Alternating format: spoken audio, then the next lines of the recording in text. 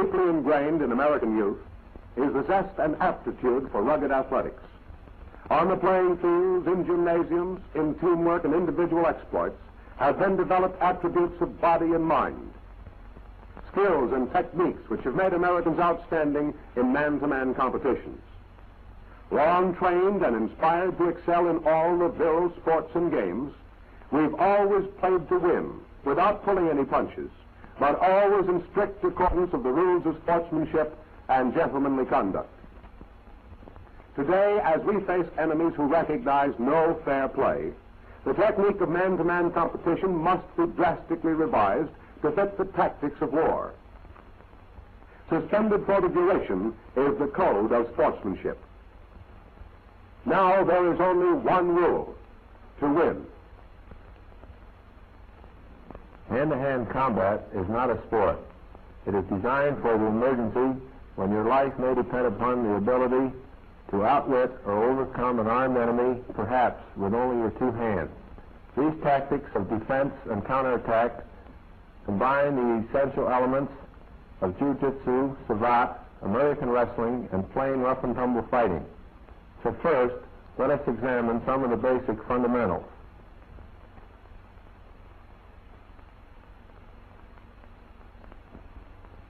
The basic body stance is one of easy balance, deceptively relaxed, yet actually always ready for quick counterattack.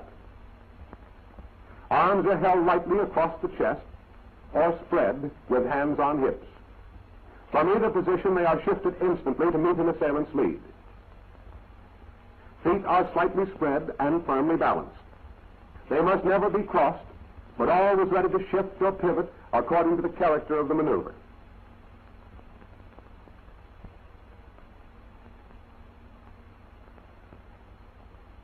Blows are delivered with the knife edge of the hand to the points of greatest vulnerability. These primary vital points include the side of the neck midway between chin and ear, just under the jawbone, the larynx, or so-called Adam's apple, the bridge of the nose, the upper lip just at the juncture with the nose, the back of the neck at juncture of skull and spine, the kidneys at the lower edge of the ribs, the solar plexus, which may be attacked either with the edge of the hand or with the point of the hand in a straight jab. This straight jab is well adapted to a blow at the Adam's apple or in a direct attack to the eyes. One of the most vulnerable of all vital points is the groin, where even a light blow is capable of complete incapacitation. Attack strategy utilizes the feet to stay upon an opponent's arch, to deliver a sharp blow to the shin or to the groin. The knee is also a weapon of counterattack, striking into the groin, into the face of an opponent when bent over, or into the solar plexus. Basic hand holds and leverages are designed to take greatest advantage of leverage on joints and bones. This is the wrist lock, holding the opponent's wrist in both hands. The thumbs exert pressure on the back of the hand, forcing the wrist joint backward and outward at the same instant. Another primary hold is the reverse wrist lock. The opponent's hand is twisted inward.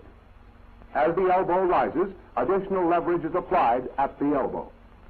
Any resistance on the part of the opponent only increases the pain and the effectiveness of the hold. Twisting the hand inward imposes terrific leverage on the wrist. Pressure against wrist locks the elbow. A hammer lock with the addition of downward pressure for forcing the wrist joint. In this basic headlock, one arm is passed around the opponent's neck and locked over the other arm, while one hand is utilized to control the opponent's head. Any attempt to escape only tightens the hold.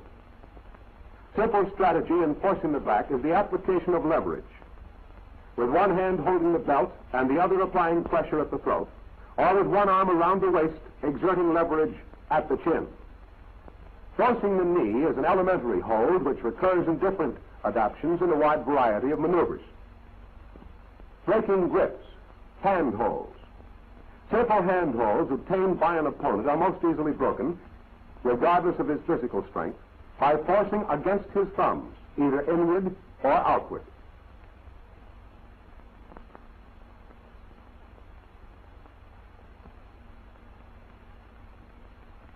Slow motion photography clearly illustrates how forcing upward against the thumbs of an opponent nullifies even superior physical strength and breaks the grip. Breaking rear stranglehold with body twist. When a stranglehold is applied, it is possible to escape by means of sudden body twist with lowered head.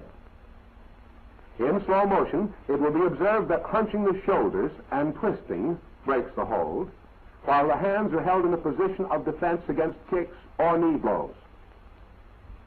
Breaking the rear stranglehold with thumb lock.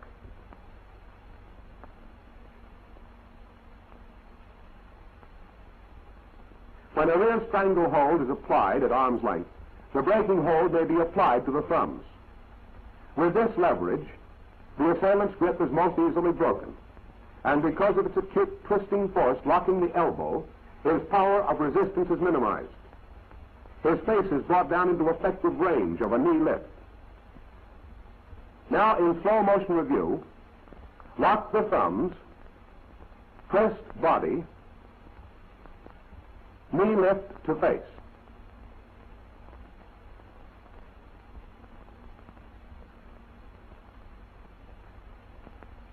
Breaking rear strangle with flying mare.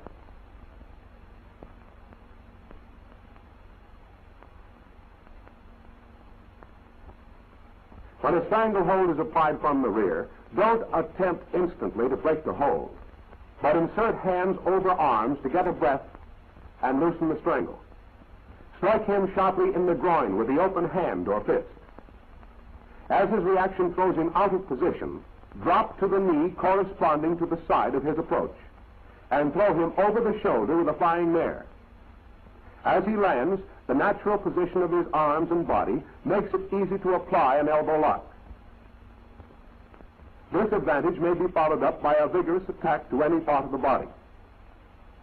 Now, in slow motion, gaining a full breath, a blow to the groin, dropping to one knee, the flying mare,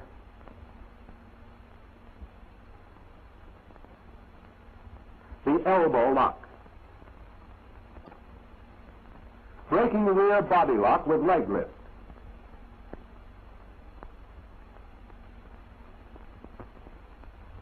When your hands are resting on hips, the natural inclination of an assailant is to clamp his hold inside your arms. Before he can complete his hold, lean over and seize his nearest ankle, drawing his leg up between your own. Having thus gained the initiative, follow it up by throwing him and landing with your full weight on his chest or abdomen. Now in slow motion review, seize ankle, pull up, drop on chest or abdomen. Breaking rear body lock with standing switch.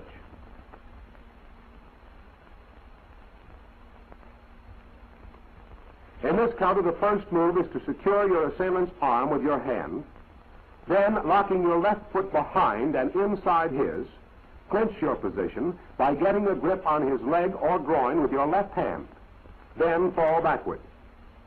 With your assailant on the deck, you can choose between breaking his arm or continuing the attack to back of neck while he is immobilized by a leg spread clamp on his feet and legs. Now in slow motion review, secure the arm, note positioning of foot and leg, hand in crotch, complete switch,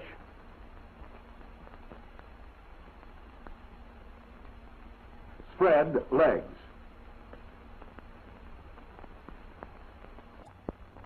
Breaking rear body lock with hip lock.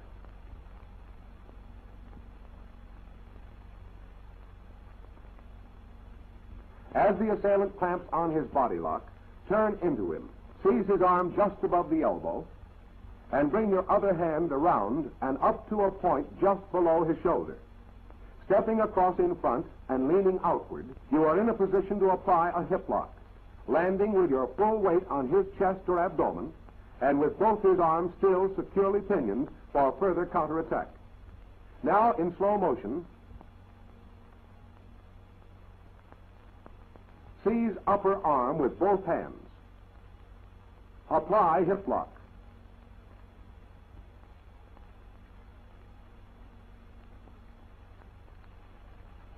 Breaking front strangle with arm wedge. Clasp the hands firmly. Note, however, that the fingers are not intertwined. Lunge upward, striking with full power of shoulders and arms, breaking grip of assailant, and in the same continuous motion, bring down clasped hands on the bridge of his nose or other vulnerable points of the face. In slow motion photography, observe the progressive details of the complete maneuver. Clasp hands firmly, lunge upward, strike blow to nose. Breaking front body lock with knee lift or foot kicks.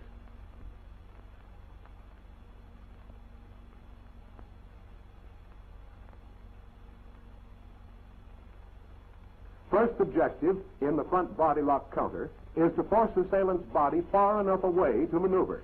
Then he may be thrown off balance by stamping on his arch, a sharp kick to the shin, a blow to the groin with a knee, or a combination of all. The fallen man should be approached from the rear, out of range of his feet, and to a position to continue the counterattack. Now, in slow motion review,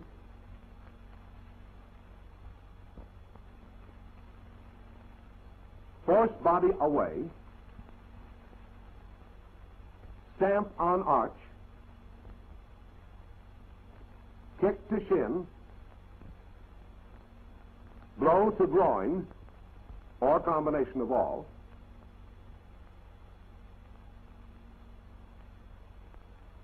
approach from rear to continue counterattack.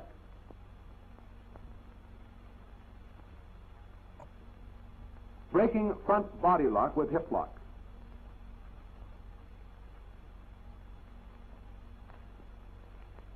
In body lock counter, the assailant's arm is seized and clamped at the elbow. Your other arm is passed under and around his opposite arm at the chest. With both his arms secured, and by extending the hip and bending to the side, you are set to throw him with a hip lock, landing with your full weight on his ribs and abdomen, and in position to continue any counterattack. Now, in slow motion, seize arm at elbow, extend hip to side, apply hip lock.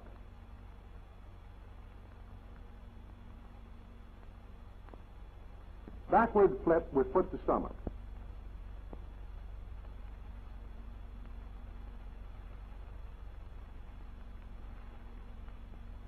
As your assailant attacks you, reach over his arms and grasp clothing firmly. Place foot in his stomach as he continues his forward motion. Fall back, kicking assailant overhead, where he drops to deck on his back. You can retain clothing grip for a stranglehold and control him for further attack. Now, again in slow motion.